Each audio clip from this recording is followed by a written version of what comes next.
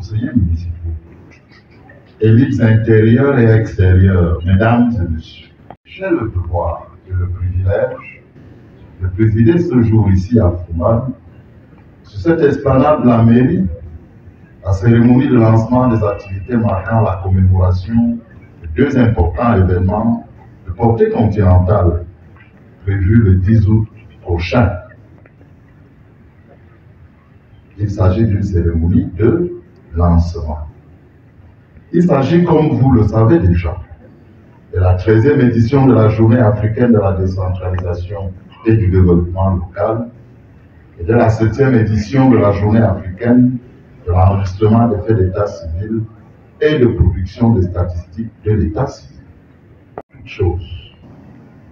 Je remercie Madame le maire de la commune de Fumban qui nous accueille en ce lieu pour les paroles aimables qu'elle vient de prononcer à mon endroit ainsi qu'à celui de la délégation qui m'accompagne.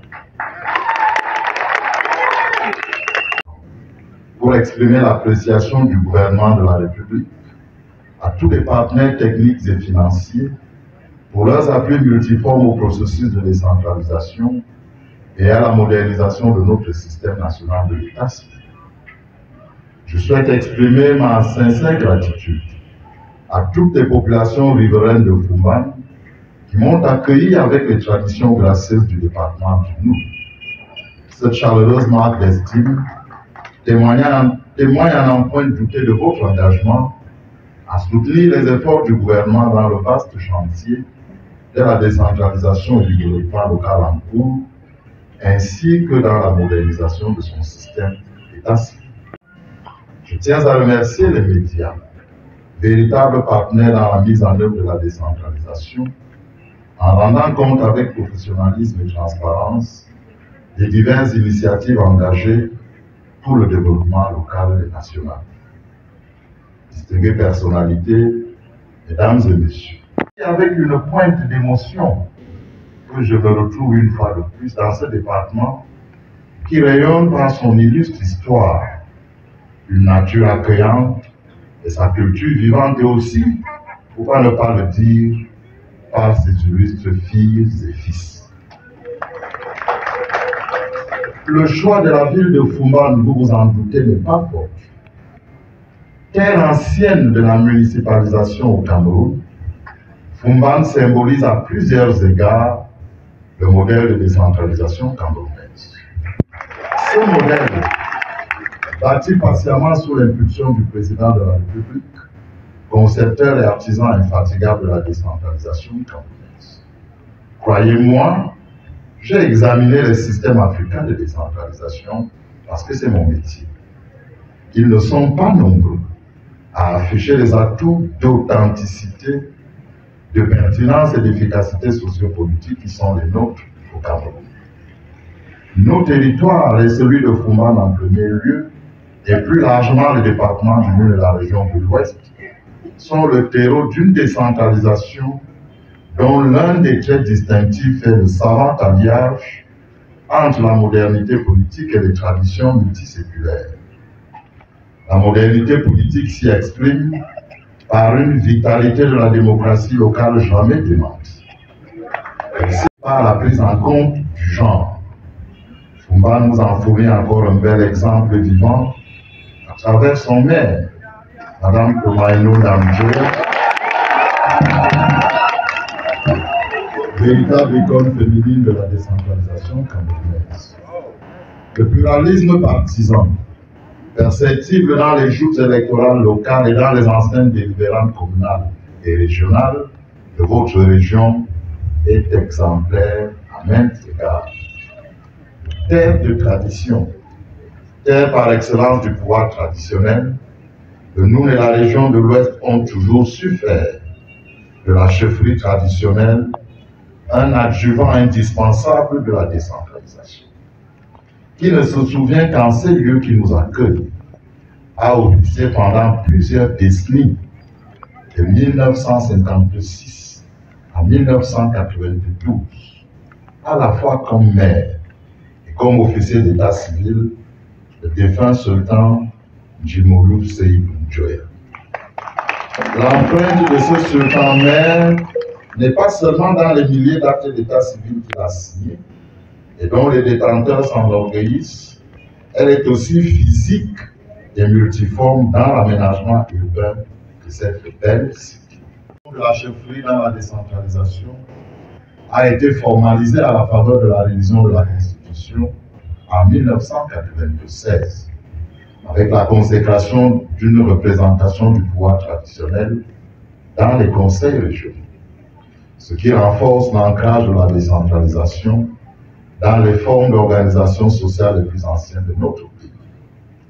Le pouvoir public apprécie à sa juste valeur la contribution des chefs traditionnels dans les 8 conseils régionaux et dans les 2 Houses of Chiefs des régions à statut spécial. C'est aussi cela la décentralisation authentiquement camerounaise, authentiquement africaine. Inventée par le chef de l'État, dont les racines s'abreuvent à la sève de nos traditions et dont les branches et le feuillage s'animent au contact du vent de la démocratie. Un arbre dont les fruits, attendus avec impatience par les populations, se dévoilent progressivement sous la forme d'un développement local sans cesse croissant, durable et inclusif. L'édition 2024 de la Journée africaine de la décentralisation sera célébrée autour du thème « Établir un système d'éducation et de formation solide, ancré dans les réalités de l'Afrique au niveau local », pour la présence de Madame le secrétaire d'État. L'objectif de cette commémoration est de fournir une plateforme permettant aux États membres de travailler et de dialoguer à travers les administrations en charge du secteur éducatif et de la formation professionnelle avec les collectivités territoriales décentralisées afin de mieux contribuer à la mise en œuvre du thème choisi par les chefs d'État et de gouvernement de l'Union africaine pour l'année en cours ainsi intitulée « Éduquer une Afrique adaptée au XXIe siècle ». Construire des systèmes éducatifs résilients pour un accès accru à un apprentissage inclusif, qualitatif, durable et pertinent pour l'Afrique. Le thème retenu pour cette édition de la Journée africaine de l'enregistrement des faits d'état civil et de production des statistiques de l'état civil est, je cite, renforcer les liens entre l'enregistrement des faits d'état civil et statistiques de l'état civil et les systèmes d'identité juridique par la transition numérique au service d'une inclusion plus forte. Fin de citation. Comme vous l'avez si bien remarqué, il s'agit de 2 thématiques d'une importance indéniable pour les pays africains en général et pour notre pays en particulier. Ces thématiques rappellent en effet au gouvernement ainsi qu'aux collectivités territoriales décentralisées les rôles qu'ils sont appelés à jouer en matière d'éducation et de formation professionnelle en faveur des jeunes et des enfants et de l'arrimage de leur système d'état civil aux standards internationaux à travers la digitalisation. Mesdames et messieurs, les valeurs et les principes de la décentralisation, de la gouvernance locale et du développement local, adoptés lors du sommet des chefs d'État et de gouvernement à Malabo en juin 2014, a institué la Journée africaine de la décentralisation et du développement local le 10 août de chaque année. Cet événement est intégré dans le calendrier de l'Union africaine et représente une étape cruciale dans les efforts des ministres africains en charge de la décentralisation et du développement local pour renforcer le rôle des collectivités territoriales décentralisées africaines. De cette journée est une occasion idoine offerte aux États membres de l'Union africaine pour procéder à l'évaluation des avancées, partager les bonnes pratiques et encourager l'innovation dans la prestation de services au sein des collectivités territoriales décentralisées. Elle constitue ainsi une plateforme essentielle permettant aux États membres de l'Union africaine de collaborer étroitement avec les collectivités territoriales décentralisées dans le but de concrétiser les thèmes annuels définis par les dirigeants de l'Union africaine en matière de développement local et de gouvernance. Les dirigeants de l'Union africaine ont choisi de faire porter la réflexion sur le domaine de l'éducation, comme l'indique le thème qu'il ne me paraît pas superflu de rappeler, à savoir éduquer une Afrique adaptée au XXIe siècle, construire des systèmes éducatifs résilients pour un accès accru à un apprentissage inclusif, qualitatif, durable et pertinent pour l'Afrique. D'une part, répondre aux problèmes des jeunes qui ne sont ni dans l'éducation, ni dans l'emploi, ni dans la formation.